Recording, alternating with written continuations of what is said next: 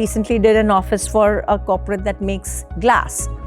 So we actually decided to use architectural glass as a major component in the office.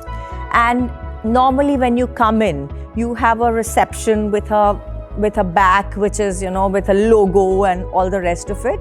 Here we decided to do a reception with a glass at the back, and you see a meeting room and you see an office, and it just gives you this full transparency. Glass is about transparency, it's about accountability. So you interpret glass in terms of breaking down the barriers of hierarchy in an office and try and create this very flat, workable, very vibrant workspace where everybody's accountable to everybody. So glass breaks the barriers, So we liked to interpret it that way, Then we did an office for a finance firm. Now a finance firm would ideally be like very rigid. You find people in shirts, white shirts and black trousers and whatever.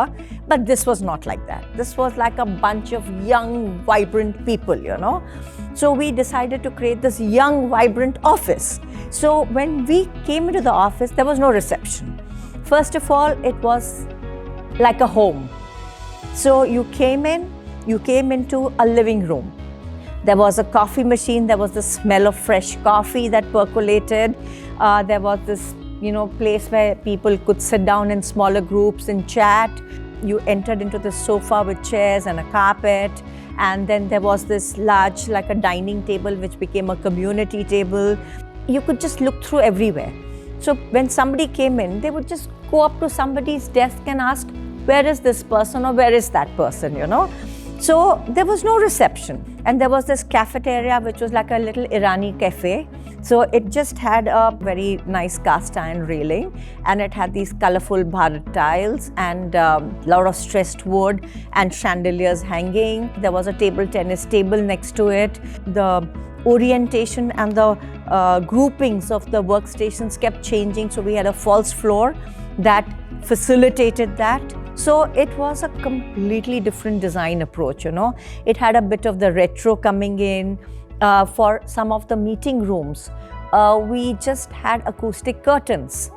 On those curtains, we got various financial capital skylines printed. So one was the Shanghai, one was Bombay, one was New York. The lighting was completely esoteric. We had, of course, the work lighting, but there was all these different types of lighting. It was like a amalgamation of different genre of lighting. Even the carpet was like patchwork everywhere.